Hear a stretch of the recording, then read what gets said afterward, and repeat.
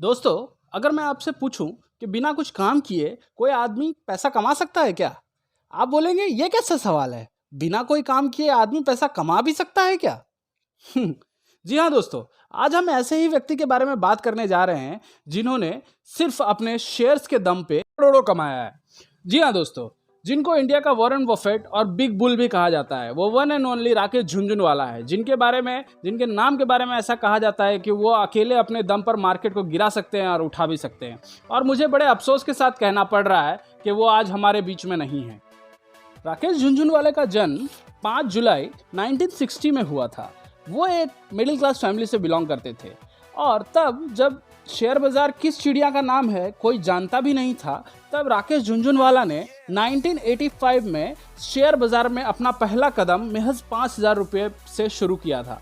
वैसे तो देखा जाए उस समय पर 5,000 की कीमत बहुत होती थी और वो 5,000 रुपया लेकर अपना नसीब आजमाने शेयर बाजार की दुनिया में निकल पड़े।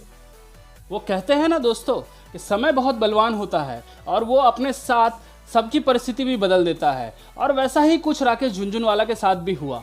उनको अगले ही साल यानी कि 1986 में अपना पहला बड़ा प्रॉफिट 5 लाख का हुआ।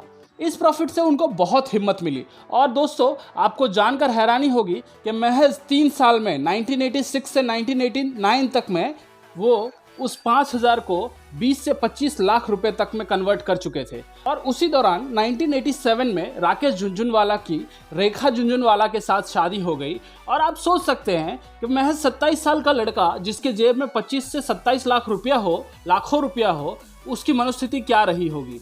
पर दोस्तों राकेश झुनझुनवाला की सोच इनसे बिल्कुल अलग थी। वो इन सबको साइड रखते हुए उस लाखों को करोड़ों में बदलने के लिए आगे निकल पड़े और शायद किस्मत भी कुछ वैसा ही उनसे कराना चाहती थी। और 2002 में उनके साथ एक बहुत बड़ा टर्निंग पॉइंट आया, जो कि जब राकेश झुनझुनवाला ने टाइटन कंपनी में इन्वेस्ट किया। और उस समय कहा जाता था कि टाइटन कंपनी का कुछ 3 रुपये का शेयर होता था और उस समय पे राकेश झुनझुनवाला ने 6 करोड़ शेयर ले लिए। वैसे एक बात तो उनमें थी कि वो बहुत बड़े बड़े रिस्क लिया करते थे। अगर उस समय उनको लॉस होता तो शायद वो बहुत नीचे गिर जाते, लेकिन समय तभी उनके साथ था। और देखते ही देखते टाइटन कंपनी का जो 3 रुपये का शेयर हुआ करता था वो अविश्वसनीय रूप से 390 रुपये का हो गया और उनको टोटल फायदा 2100 करोड़ का प्रॉफिट हुआ। राकेश झुनझुनवाला ने फिर कभी पीछे मुड़कर नहीं देखा। दोस्तों ऐसा नहीं है कि उनको सिर्फ प्रॉफिट ही हुआ शेयर बाजार में, उनको बड़े बड़े लॉस भी झेलने पड़े, लेकिन उनके तेज तर्रार दिमाग ने उस लॉस को प्रॉफिट में कन्वर्ट कर दिया। और हमारे संसार का उसूल है ये कि जो जितना ऊपर जाता है उसको नीचे गिराने वाले भी उतने ही मिलते हैं। सबके साथ ऐसा होता है। उनके बारे में तो यहाँ तक कहा गया कि हर्षद मेहता के स्कैम केस में कुछ तार राकेश झुनझुनवाला के साथ भी जुड़े हुए थे। तो दोस्तों अगर आपको लगता है कि आपके साथ भी आपको कोई नीचे गिराने की कोशिश कर रहा है तो आपको घबराने की बिल्कुल भी ज़रूरत नहीं है। जब इतने बड़े करोड़पति के साथ ऐसा हो सकता है तो हमारे और आपके साथ तो बहुत कॉमन चीज़ है। वैसे देखा जाए तो वो हमारे देश में बहुत सारे बड़े बड़े शेयर बाज़ार इन्वेस्टर हैं, लेकिन राकेश झुनझुनवाला ही एक ऐसे हैं जिनको हमारे पीएम नरेंद्र मोदी से मिलने का भी मौका मिला है। आज के डेट में राकेश झुनझुनवाला की नेटवर्थ 41,000 करोड़ रुपीस है।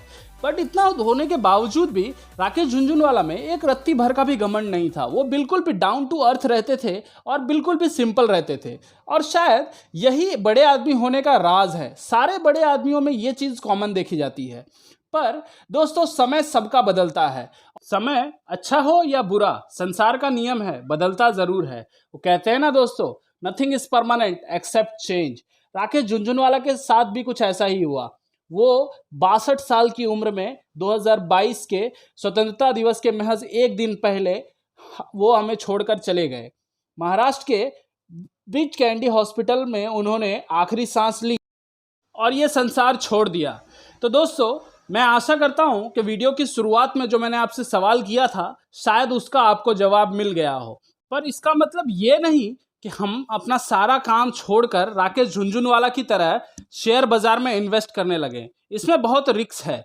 मार्केट का पूरा नॉलेज होना बहुत ज़रूरी है। और दोस्तों कभी कभार तो इसमें खासा नुकसान भी देखा जाता है। और इस तरह राकेश झुनझुनवाला की करियर समाप्त हुई और उनकी अंतिम यात्रा 14 अगस्त 2022 में निकली। अभी उनके फैमिली में महज उनकी वाइफ और 3 बच्चे रह गए हैं। भगवान उनकी आत्मा को शांति दे। तो दोस्तों, आपका इस बारे में क्या कहना है? कमेंट बॉक्स में ज़रूर लिखें कि शेयर बाज़ार सही है या गलत। और आपको वीडियो थोड़ा सा भी अच्छा लगा होगा तो वीडियो को लाइक करें, शेयर करें और चैनल को सब्सक्राइब करें।